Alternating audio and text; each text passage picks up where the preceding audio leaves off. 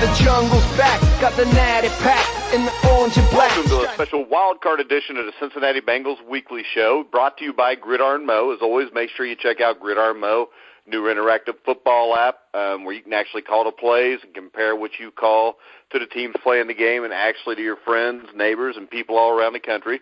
Make sure you check out Gridiron Mo at www.gridironmo.com. As always, I'm your host, Mike Goodpaster. I want to welcome in my co-host from the University of Washington. I think you were number 36 at Washington, weren't you, Joe? Yeah, number 36, man, number 36. So but as always, let me welcome in Joe Kelly. Yeah, Mike, it's an exciting week, man. Got a great, one of the all-time bingo great, Jim Breach with us, man. So I'm excited about that. But you know me, man. This is Steeler week, so I told a guy today I may be down there Friday night, man. You know, I'm ready to go, man. So I'm excited. Joe, you not fired up or anything, are you? No, Jimmy. Just, you know, I'm calm. I'm calm right now. haven't broken. Yeah, last time we played the Steelers, Jim, I do a weekly NFL Pick'em show with Leon Searcy, and I made the mistake of having Joe on with myself and Leon, and the show's normally an hour. By the time we were done, it was about an hour and 40 minutes. Yeah. We had last night without you, Joe, it was still an hour and a half with me and Leon arguing for about an hour. But you mentioned we got a special guest from the Super Bowl 16 and 23 team. Help me welcome to the grueling truth, former kicker Jim Breach. How you doing tonight, Jim? I'm very well. Thanks for having me, guys. Oh, it's great to have you on. We'll start off here, Joe. As you said, I know you're always ready for Steeler Week. Tell me what it is about the Steelers that gets under your crawl so easy.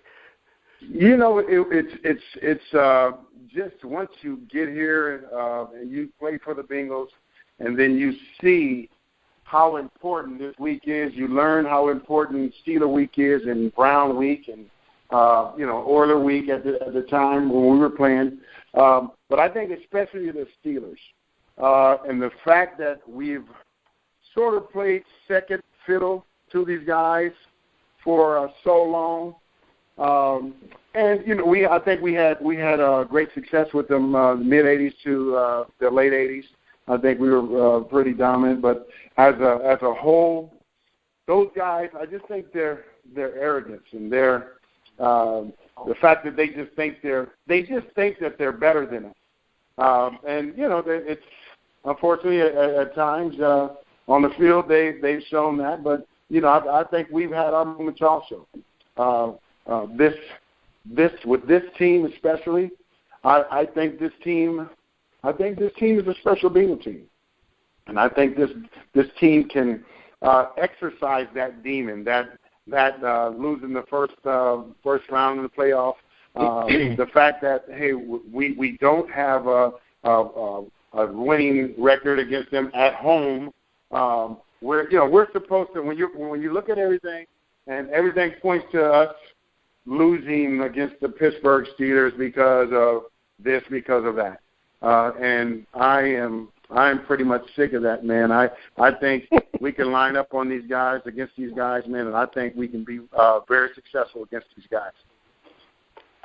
Yeah, actually, the only time we were successful against Pittsburgh was basically from 1980 to about 1990, which both you guys had a lot to do with. Jim, I know Joe always talks about the chemistry the 1988 team had. You want to talk a little bit about the 81 team also, which we had Gary Burley on a while back to talk about that a little bit, but maybe talk about that chemistry, and what do you think makes this team different than the last four that failed in the first round of the playoffs? Well, I want to kind of address, if I may, why the Bengals, I think, were dominant in the 80s. The Steelers got old in the 70s, late 70s, early 80s. Rather than replenishing their players, they let the Super Bowl teams play out. And I think it took them a while to get back up and going. And we pretty much, like Joe said, we dominated them throughout the 80s. As far as our teams, I thought there was a lot of similarities between our 81 and 88 teams. Great locker rooms, great guys. It was about the team. There weren't a lot of individuals. We had some interesting guys, to say the least, but as far as the team part of it, guys came together, played well as a team, because football certainly is the ultimate team game. And I think in both instances, you had similar type teams, really explosive offenses, really good defenses. Dick LeBeau was really honing his zone blitz schemes, and it was just good. I mean, both teams were exceptional, and the locker rooms were great. And the team this year, I feel like they're a little bit more mentally tough than maybe some of the ones that have come before them. Talent-wise, I think their locker room is similar to what we had. They bring in guys that are team leaders or team captains, guys that the other guys look up to. They know they don't have to worry about them. They're going to work hard. They can count on them. You always want to be able to count on the guy next to you to do what he's supposed to do. And I think these guys can count on that. They play their game. Now they get an opportunity to beat the hated, dreaded Steelers. They have what we haven't gotten. They have 6 Super Bowls victories. They've got as many defeats, and I think they've lost. I guess they've only lost once, and or maybe twice. I don't know what it is. Well, we've got our 2 losses. They lost 2. They lost Super Bowl 30 also. That's right. So they've got 2 losses. They got as many losses as we have, plus they have 6 wins. Well, we got to start getting a few of those wins on our side of the ledger now. Yeah. Starts on Saturday night. Right. Now, right. I mean, I don't know about your opinion of this, Jim, but with A.J. McCarron playing, do you think it puts less pressure on this team than if Andy Dalton plays? I think if you're a fan viewing it, probably. If you're a player, Joe, I can't imagine. Do you remember many games going into, no matter who was quarterbacking, that you went in thinking, there's more or less pressure? We just went out and played. Once you get the game is the game. You go play the game, and you do the best you can. And the coach will put together a game plan that's going to be for McCarron, maybe a little bit different than what it'd be for Andy Dalton. As a fan, now that I look at it from this perspective, I think about all that stuff. I think about moving during the game. If we're doing really well, don't change seats or something. Don't move. I got weird like that. Me too. Either that or if stuff's going bad, I might move around a different way or hold my leg a different way to see if that'll do anything. Exactly. Thinking, now, I know this has absolutely nothing to do with this because there might be somebody, across the country that's a Bengals fan that just moved his leg the opposite way. So Can I tell you a quick story? There's a guy that's set by us, and he comes from the state of Washington, Joe. He comes from Washington every home game. And the first time we sat there was empty seats to our right, and he's a fairly big guy, and I was sitting next to him, and he was really negative. I mean, he just thought, oh, man, they're going to blow it. They're going to blow it. That's all he kept saying. He wouldn't even watch the game half the time. It was actually kind of funny.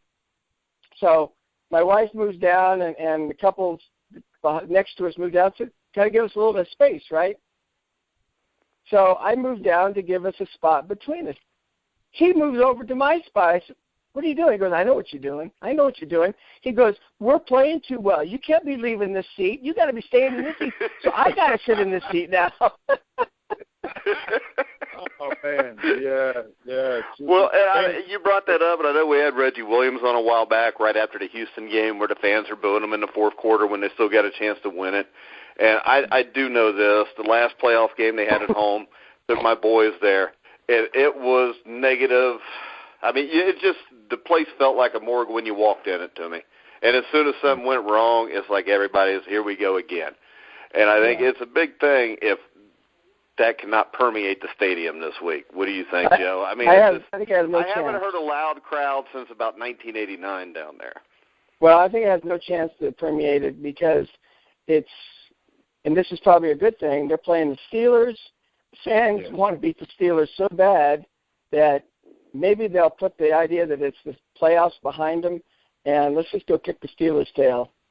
And I think it's going to be a fantastic atmosphere. Yeah, I think it's going to be a great football game. I think it's two really good football teams. I do think the Bengals are the deeper team. I think people read into the history thing way too much. I mean, because everything's history until you first do something. Nobody ever thought the New Orleans Saints were going to win a Super Bowl until they did. You get the Red Sox, they win 80 years. Next thing you know, they're down 3-0 to the Yankees. They come back, win the World Series. So I think a lot of that's read in too much. And I know you as a player, Joe, when you went to the Super Bowl in 1988, the fact that the Bengals had lost to the Niners in 1981 probably didn't weigh on your mind too heavy, did it? Not at all. That was, in 1981, I was a junior in high school. So, not that at all. Just going into that game, it was all about that day. It was all about that team. But it was just the momentum that we had, and we built from all the way from training camp. When Sam decided to room offensive guys with defensive guys, when he started to room white guys with black guys, it started even in '87 after going through that year. You knew that this was something special. Like Jimmy said, you had those senior leaders in the locker room, and we didn't have a lot of me guys. We had some characters, Ickey and Stanley and Lewis Billups, and we had some characters, but we had guys who came to work with the lunch pail. We had guys that I knew I can look to my left, and I knew Carl Zander was going to do his job. Reggie knew Leon White was going to do his job. I knew Crumry was going to. When I made a call for Crumry, I knew he was going to make the play, and I knew I had to. When I made a call, I knew I had to make the play because I didn't want to look at Crumry. But if I didn't make the play, so you had that. You had the offense. Those guys. We had the most prolific kicker in Bengal history. So it was a confidence. It was confidence that when Jimmy was called, it was going to get done. We know our offensive line. They were going to, when they were faced with formidable defensive line, we knew our offensive line was going to get it done. And I think these guys. When they're the relationship that they have in the locker room, I think it's special. I think the D-line, I think they have leaders. I think they have a lot of things in place that we have. But at the end of the day, you still have to go and play the game. You have to go out there. I think these guys will be motivated. I know these guys will be motivated. And the fact that it's a playoff game, I think the fact that it's the Steelers, I think that added an extra incentive to this game. So this game is just not even the playoffs. It's bigger than the playoffs. We're playing for Bingo Nation. We're playing for the franchise's name. We're playing for everything about this organization. You're playing for the alumni guys. Because you can ask Jimmy. I think we are just as emotionally into this thing as we were. This was 1988, and we were still playing. These guys win, and these guys get to the Super Bowl. These guys win the Super Bowl. I might be over here crying, man. That'd be awesome, wouldn't it? Oh, that'd be awesome. That would be yes, awesome, it would. Man. And they would win, but I'm telling you, you can ask Jimmy how he feels. If the Bengals won, I win. I win. I win, man. That's how I would feel, man. So, I think this is a special week, special team, man, special unit. Yeah, and I can tell you from a fan's perspective, I know it's not the same as a player, but my dad passed away about 2 years ago. His birthday's January the 9th. The thing I remember most about my dad, the thing that stands out the most when I was younger was going to Bengals games to watch you guys, was going to watch the Big Red Machine, the Cincinnati Reds. So when I think about my youth, that's what I think about. And, I think about the 2 Super Bowls they lost, sitting there watching them with my dad, and how we used to talk about, man, is this ever going to happen when we're alive? And now we're at a point where he's not anymore, and I would like to see that. And, that would mean a lot to me. So it's not just the one way. This means a lot to this city, I think. And I think there's a lot of Bengal fans out there that were true Bengal fans for a long time, just got beat down by the 90s and early in the 2000s. And, with the stuff that went on here in the 90s, it's easy to understand that. So it would be really nice, and I think it would bring this team completely back to the city the way it used to be if we were to go beat Pittsburgh on Saturday night. Heck yeah. Let's break down the offense a little bit, Jim. I know you talked about A.J. McCarron playing in the game, how the game plan might be a little bit different than it is with Andy Dalton. What's your feeling on the way the Bengals are going to attack the Steelers' defense? Well, Steelers' defense, I think basically they stop the run, they rush the passer, they're third in the league in sacks, and they get a lot of turnovers. They've got 30 takeaways, which I think is third in the league. I think the Bengals have 28. So the one thing you can do, you can throw the ball on you. Teams move the ball through the air. What's been encouraging to me against Denver and against Baltimore, Denver the number one rush defense, and Baltimore always very tough against the run. The Bengals actually ran the ball pretty well, so I'm encouraged by that. I think the previous Pittsburgh games, they ran the ball decently. So if they could do that, take some time off the clock, they've got to change field a little. Even if they don't score, they need to move the ball enough to change field position. Because I think one of the things the last few weeks that's happened is they're getting the ball and they're not moving it very far. They're getting a 3-and-out or maybe getting one first down, and then they end up punting from the 20-yard line. The other team gets the ball around the 40-yard line, and it's hard to flip field position, and the defense has to play unbelievably well just to keep them from scoring. So I guess what I'm getting at is they need to be able to run the ball, and they need to I think they're going to be blitzed a lot, most likely. This Pittsburgh team even likes to blitz more than when LeBeau was their defensive coordinator. So they've got to be able to pick up the blitzes, and he's got to get the ball out of his hand quick, and the guys have to read these things and, make the adjustments to their routes. So, but running the ball, I think, is going to be key, and not turning the ball over. That's probably the biggest thing. Yeah, and I think with the running the ball, like the Denver game, they ran the ball the first half well because they threw the ball on first down. The second half, they did not run the ball on first down, and I think they were held under 2 yards a carry in the second half, where the first half they were a little over 4 yards per carry. So, I thought, to me, the Denver game looked to me like once they got the lead, they were just asking McCarron not to lose them the game. And I think that's the one thing that worries me about this game, is if they get up a touchdown or two and decide that they're going to try to sit on it, because the playoffs, to me, and the primetime games, everybody talks about that. The big problem I've seen with them is I don't think they play as aggressively in those games. Now, I think they did earlier, like the Cardinals game when they had Dalton, but I think with McCarron, I'm just worried it may be going back to the way they were playing before, where they were trying to, kind of keep Dalton from losing the game instead of letting him win the game. So hopefully they will actually let McCarron play. I don't know what your feelings are on that. Maybe I'm way off base there, but I for several years have felt at times they play not to lose the game versus play to win the game. And I think there is a distinction there. Sometimes it backfires on you. Say you throw the ball when the other team has no timeouts, or they got one timeout and you need a first down, and sometimes that backfires and it acts like a timeout. But I would much rather play to win the game, and do it smartly, than just play and not to let the game get away from you. So, because I think the momentum switches so quickly, so often that way.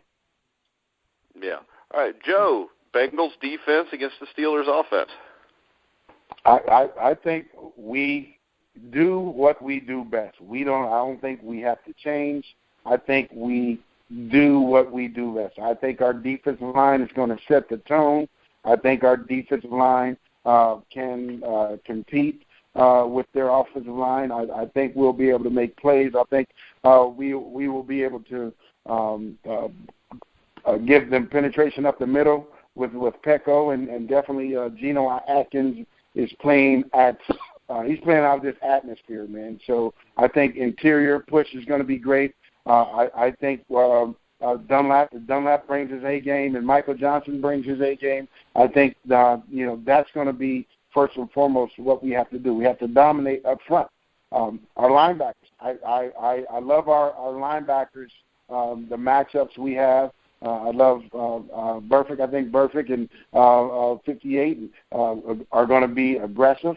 I think they're going to play the run well. I'm a little concerned about A.J. Hawk matching up with their tight end. I think they can have a small advantage there. But I like the fact that our our DBs. I think we're healthy. This is probably the healthiest that we've been in maybe 4 or 5 games. I think Aloka is back. I think Pac-Man is healthy. We have 27, Leon Hall going to be playing the nickel, and the other guys can fill in. I think Reggie Nelson has played some fantastic ball. So as a whole, I think our defense goes in this game confident, because when you look at the first Pittsburgh game, our defense, after the first drive of the game there, our defense shut them down. When you look at the game here, they scored 30 points, but they got a pick 6, and then they got another interception that they ran pretty much all the way down, within the 10-yard line. So those are 14 points. So you take those 14 points, we still hold them to 16 points, 17 points. So our defense, I feel that they're confident that they can play against you guys. I feel that they can get pressure on Ben. They definitely need to get pressure on Ben. We can't let him sit back there and go through his progressions. And I think the biggest thing that we have to do is not give up the big play. We can't give up that 70, 80-yard touchdown to Antonio Brown or Wheaton. And I think if we can force those guys to keep making those underneath plays and we come up and make the tackle, I think our defense will be very successful. If we allow the big play, those sudden changes where they come in and they go right after you on a first down, and here you go, you have an 80-yard touchdown. I think Pittsburgh has been successful against teams when they're able to get that big play, and I think we've been able to avoid that big play against this powerful offense. And as a result, I think our guys are ready, man. I am so confident that this team, this defense, because I only can speak for defense. Jimmy, I'm defense, man. So I can speak to offense. That's their thing. Let them do what they're going to do. Defensively, let's go out. 11 men. Let's line up. Let's do our job. We do our job. I think we're going to be successful.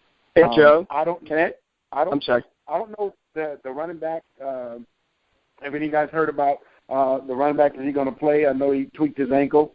It looks like it's a foot. It's a foot injury. They're not saying anything, but apparently still in a walking boot. It's like a midfoot sprain.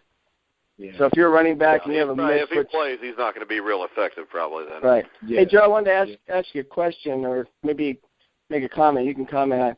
They've really struggled the last few games to get off the field on third down. Baltimore with Mallett goes 12 for 20, and Pittsburgh, the previous game, was like 60%. So what do they do to combat that?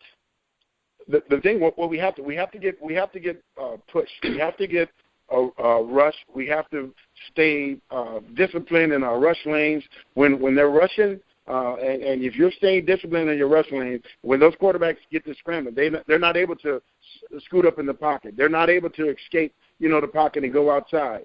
A lot of times when they're being successful, it's not necessarily that our defensive backs are not covering well. It's that this quarterback is able to go through his progression, and he's going to his third option. So when you're given that, here you got that 5-step drop. It's 1, 2, 3, 4, 5. Somebody has to be in his face, and try and get him to release that ball to their first option, second option. But when you look at it, they're not getting a lot of pressure. And a good quarterback, which we're going to be playing against one of the best quarterbacks in the league. That's the playoffs. The playoffs, there are no black quarterbacks because we're going to be facing him. We'll face Brady. We'll face Manning. So there are no bad quarterbacks in the playoffs. So we're going to have to stay disciplined. We're going to have to definitely get some push. I think Iloka. I think him being back. I think he plays a huge part in that defense. Not to say that his backup 36 didn't play well, didn't make plays. I think they're a different defense with all 11, the initial starting 11 on the field at the same time. But we definitely. Well, Joe, my question on the defense, real quick, is the defensive line. They usually use a real deep rotation, which, I mean, it's fine, but do you think that rotation shortens up for the playoffs so we have Atkins and Dunlap on the field more? Well, I with Jay Hayes, I've talked to Jay Hayes a couple times, and I think the biggest thing is keeping those guys fresh, because when you're going and when you're in that fourth quarter, and hey, maybe Pittsburgh is on a drive and they're on that 6-7 play drive, and Geno's on the sideline, then Geno comes. You have to understand he's going to dominate this guy fresh, but now he gets this guy. And this guy's in a 6-7 play drive, and he has to go against Geno, and Geno's fresh. So I think that the concept of trying to keep this guy fresh, I think that's what that's the intent. I think, in my opinion, there are times where, I know myself. I caught myself like, Jay, put Atkins in the game, man. What are you doing? But I understand as a coach what his mindset is. Hopefully, he gives him rest here and there, done that, rest in there. But those guys that that replace him, Gilberry and those guys that come in, they're capable of making plays. So hopefully that when those guys at Dunlap and Atkins are out, their replacements can come in and be just as effective. I don't expect them to play up to the level of Dunlap and Atkins, but those guys are totally capable guys, and hopefully, like you said, the rotation is he's not out for an entire series. It's just getting a break here, 3-4 plays right here, and keep them, because to be successful, we do need those two guys on the field. Hey, and I mean, just to let you know, Brandon on this field scares me to death. So. Yeah. Brandon Thompson. Go ahead, Jim. Sorry about that. Brandon Thompson is the backup for Geno. The majority of the time is out with an ACL. Oh, is he? Yeah, he played the game, the second half of the game, because I remember him going in and then he came back out. He played the second half, and he had a torn ACL. They didn't find out until the next day when they did the X-ray or MRI. Well, so are they bringing anybody? They got anybody from the practice squad or anything they're bringing up, or are they signing somebody from off the street? Yeah, I think they're bringing maybe Hardesty. I think I heard possibly. I don't. It's a chance. Probably that guy is going to be inactive anyway, I guess, and they'll fill in with the guys they already have. Hardesty or Williams. I can't remember which one. Yeah, you got Pat Sims. You got Gilberry can play inside, outside. Sure. So I think it's like, hey, your guys. We got to the Super Bowl with our interior guy was Crummy, Tim Crumline. Crummy never came off the field. So it may be you may be in a dogfight where hey, with Thompson being out, Geno, you have to go. You have to play 60 minutes, which is I mean it's not like it hasn't been done. It's not done on a weekly basis. And it's great if you have to have some backup players that can spell you here and there. But for the most part, those corners are out there 60 minutes. Those linebackers are out there 60 minutes. So it's that guard, that offensive guard, those offensive tackles, they're out there 60 minutes. They're not rotating. So I think we're in shape. I think we're healthy, and I think in shape, healthy, one-on-one, I like our chances. And the key right there is to get them off the field on third down and be able to sustain some drives ourselves. Absolutely. Now we go to special teams, which Joe always ignores special teams too, Jim. Okay, most people did. Now, it was for me. It was like I think, kicking or anything else. The special teams are ignored. The kickers are ignored until it means something, and then all of a sudden you're the most important guy around. Exactly. Yeah. Well, I'll tell you. I mean, I think Cedric Pierman played good enough on special teams to be a Pro Bowler this year. I thought he had a great season. Nobody ever really notices him. Sean Williams does a good job.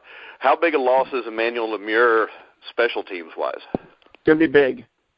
He's one of that critical piece with Cedric Pierman and Sean Williams with Vinny Ray, and then also with Lemure. So Darren Simmons does a great job of preparing the guys because he's the special teams coach is actually working with almost everybody on the team, and his attention to detail is amazing. So I think whoever they have out there will do really well. They did well. After Emmanuel went down, they still covered kicks beautifully. The guy, obviously, on the punts that has gotten the Bengals several times is Antonio Brown, so they really have to shut him down. And, if Kevin Huber can get the ball out to the numbers or even outside the numbers on the punts and hem him in toward the sideline, and they can kind of put that, kind of hem him in over there rather than give him the whole field, that's really going to be the best opportunity for them to really shut him down. He hasn't had a great year, like 8 yards of return, but he does have a touchdown, and seems like most of the time those come against the Bengals. So the better, I'd love to see him fumble one against the Bengals. That'd be nice. Yeah. Any chance Pac-Man returns this year or this week? That's a good question. I don't know. I think it depends on his foot. I have to think that it being a playoff game, it's do or die. This is it. I mean, you lose and you're out. I wouldn't be surprised if he's right now on the phone with Darren Simmons lobbying for him to put him out there for punts and kickoffs. So we'll see. But I wouldn't be surprised if there was a big punt return. If he were out there, I would not be surprised at all. Yes. And I'll tell you, you talk about the special teams. You go through the 90s, early 2000s, the special teams here was terrible. Simmons has done a great job, but I think a lot of that just comes from the player personnel department. I mean, when your team is that deep, that's when your special teams is good. When we had teams in the 90s, the drafts were not that great. You usually didn't have much depth there, and you didn't really have top-notch players to put on special teams where now, Cedric Pearman's a heck of a football player, Yes. And also, my other concern, which we didn't bring up before on offense, because I think he's another guy that's really people overlooked. It's a huge part of this team. How much does this hurt the offense to not have Ryan Hewitt and to be going with Jake Fisher? It can't help.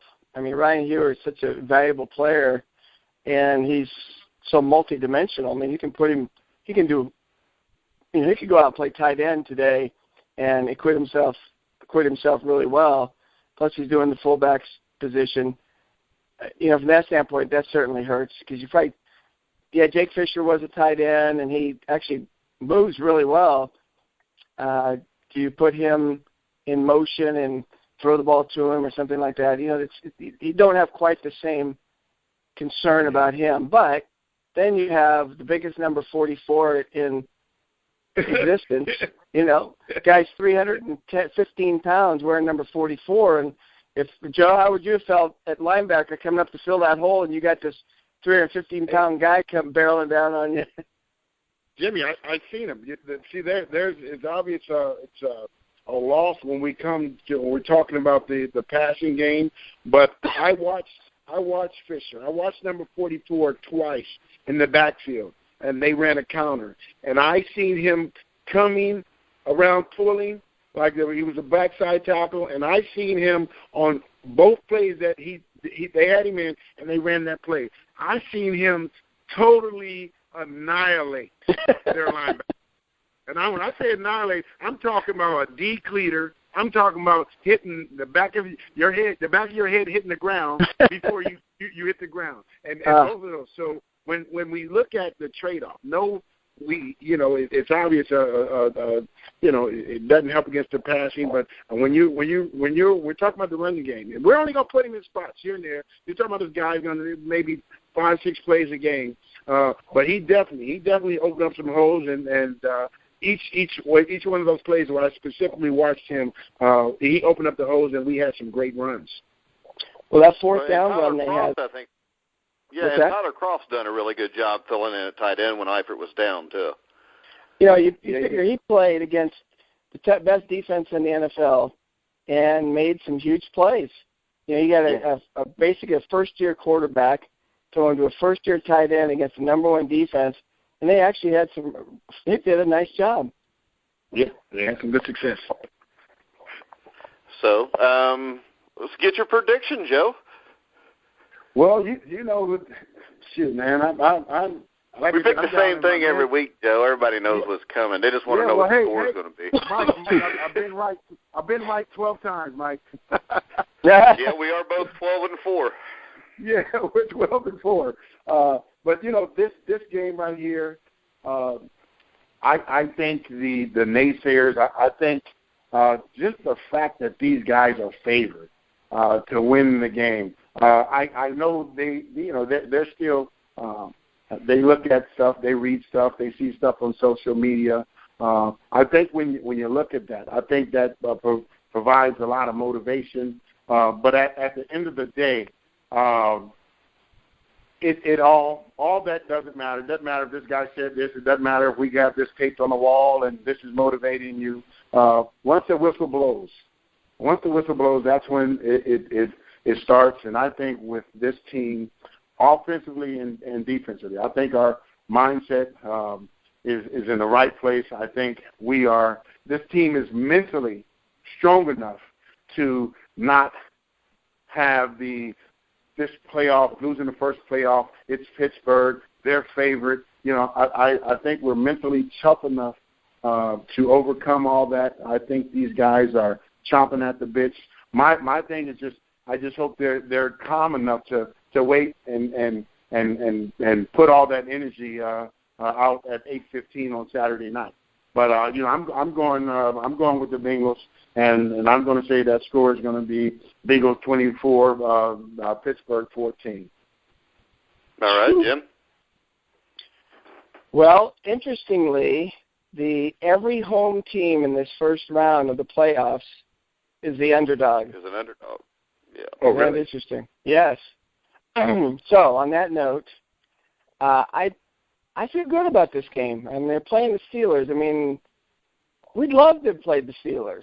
I mean, come on. I mean, they're you don't like them. You play them twice a year. You know them.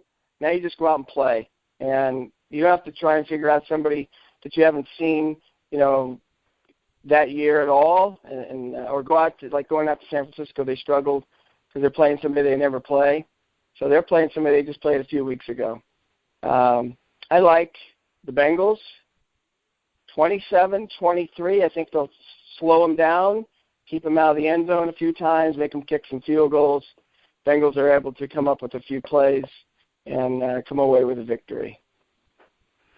All right. Now, I am going to ask you a couple questions about your career real quick, if you got time, Jim. Go ahead. Would actually love to have you back in the off season to have a longer interview because I think you had a really interesting career with the Raiders. Al Davis, Tom Flores, I think, we coached you for a while. He did. Correct? Wasn't that where you started? Then you came to Cincinnati in the middle of 80. But here's my question. Every Super Bowl, you see it. The opening kickoff, all the lights going off, you got to be the guy that kicks it off to start the game. What's the feeling in your stomach at that point?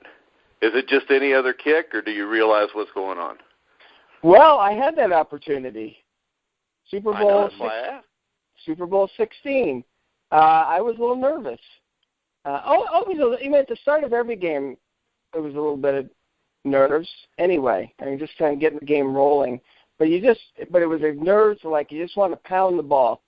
And we used to make sure we kicked it left, and we wanted to keep it outside the numbers, and we would overload left, and then we'd go down and hem them in.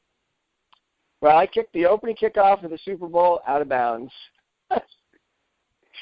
So that wasn't good. So the reason I ask about that real quick, Jim, is me and my dad were sitting there watching it, and I got all mad. And I'm like, what the hell is he doing? And my dad looked at me and said, that's the Super Bowl. I bet he was nervous as hell. I wasn't so much nervous, but it was like coaches are like, get it over there in the corner. Get it. So, and then maybe it was the Super Bowl. But do you remember what happened on the next kickoff? Amos Lawrence fumbled the ball. That's right. And we recovered on like the 25 or something. And then we threw an interception, unfortunately. Yeah, but, I think that was the first game where the team that scored first didn't win the Super Bowl. Or no, wait, that was, the team I think that threw then, every team scored first. Yeah, so if we would have scored, because I remember right before we threw the interception, I think John Madden say, well, every team that scored first has won the Super Bowl. Yeah. So that made me more excited until the other stuff happened. Yeah, and the interesting thing is there was a crossing pattern to Isaac Curtis that got intercepted by Dwight Hicks. And Kenny thought that he made a misread and we were at some event in Lexington, and Dwight Hicks was there. And he comes up to Kenny. He says, "Kenny, I just want to let you know I jumped the route. I completely left my assignment. I just had a feeling because I'd seen it on film. You guys like to do this. I jumped the route. I wasn't even close to where I was supposed to be. That's why I was where I was. You didn't read anything wrong. I was wrong, but I just made the right play." So Kenny's like, "All right, that makes you feel a little bit better." Not much, but a little bit. Yeah, at least he didn't completely misread it. Yeah. And what's it like to kick a ball when it's 59 degrees below zero wind chill? It's hard. The ball is rock hard. It hurt. I mean, at least you weren't one of those barefoot kickers back then. Oh, I know. Those guys, and a lot of those guys played in cold weather. I know. But they were crazy. that day was cold. The ball didn't go anywhere, and it was kind of cool now looking back to say you played in it. I didn't miss any kicks. So from that standpoint, it was pretty awesome. But the game itself, it was just so cold. It looks like Minnesota's going to be a little bit like that. Yeah, I heard they were thinking maybe the coldest game they've had up there. Yeah, I mean, they're talking wind chill of -20. Wow. Temperature of maybe 0 or 1 or 2 below, something like that. Well, maybe that evens that game that looks like a mismatch to me up a little bit. Yeah, So Minnesota play? Seattle. Minnesota plays Seattle. Yeah, okay, Seattle. Oh, yeah. I think cold. So what's your take on the rest of the playoff games this week, Jim? Sometimes I think it's hard to tell. Like, for instance, Washington plays Green Bay, right? Yeah. Washington's been on a roll, but they haven't really played anybody. And Green Bay's got a pretty good defense. I like Green Bay beating Washington. I think Seattle probably will beat Minnesota. I think and really more than cold, I don't know if you agree with this, Joe, wind probably plays a bigger factor than even cold does, just because it affects the ball so much and field position so key. Cold is cold. You're on, both of you are going to have the same cold, right? But when the wind, you have wind in your face, you have wind helping you, and those are big. Yeah. Those affect the game. So I think Seattle will probably win that game, although I think it's going to be a pretty good game. I don't know if Teddy Bridgewater is ready yet to really take him to the promised land. Maybe in the future he will be. Well, I think he needs a few more weapons on the outside to throw the ball. Yeah, well, Cordero Patterson was supposed to be their guy, and he just hasn't stepped up at all. So yeah, you're right. Stephon Diggs has played well, but if you go play in Seattle and you've only got one threat at wide receiver, they're going to take him away. Right. So, and then Kansas City and Houston. I know everybody's looking Kansas City's way. I think that Houston defense is really good. Now, Kansas City, to me, is similar to the Bengals in a lot of ways. They're pretty good on both sides of the ball. They've got a lot of talent on both sides of the ball. They've kind of squeaked out some wins. I wouldn't be surprised if Houston wins that game, but I know Kansas City's favored. It just depends. Houston has a heck of a time moving the ball, and that's the only reason I would think that Kansas City's going to win, but I wouldn't be surprised if Houston – that's the one game I wouldn't be surprised if Houston wins. I would be surprised if Minnesota or Washington win. Yeah, I actually think Houston's going to win that game. The Green Bay-Washington, my only problem with picking Green Bay is their offensive line is so bad. Yeah, that's true. They've given up, 13 or 14 sacks the last two games. Doesn't matter who you are, you can't throw from your back. Yeah. But, hey, Jim, it was absolutely an honor to have you on the show tonight. Thanks, Mike. Appreciate it. All right, Joe. Thank appreciate you. It, buddy. Hey, you're welcome. All right. Now, hey, guys, remember, go check out the Grilling Truth Facebook page. We'll give Joey's final word here in a minute. Next Tuesday night, we will have an interview with former NFL quarterback Jeff Kemp to talk about his book, Facing the Blitz. We will also have a Thursday night show this week that will be released Friday on the top 10 wild card games in NFL history. Make sure you check out the NFL Real Bengal Fans trivia show from last night. It was actually a good show, for a lot better than the first one, wasn't it, Joe? Yes, it was. It wouldn't have taken much, would it, Joe? Yeah. The first show, I think 2 questions were answered right the entire time. Oh, really? Really good, true Bengal fan. Yeah, it was bad, Jim. It was bad. Yeah. Yeah. But then again, Joe, you didn't know where the Bengals' first home field was. You said Crosley Field. Well, so. yeah, I did say Crosley. It's the UC. It was Nippert. Yeah, it was It was Nippert, yeah. where UC plays, yeah. And I also thought that John Stopa was the first starting quarterback, but he started the second game. So, I had both. Dewey Warren was the first Bengal starting quarterback. Yeah, Dewey Warren. But John Stopa was the first Bengal.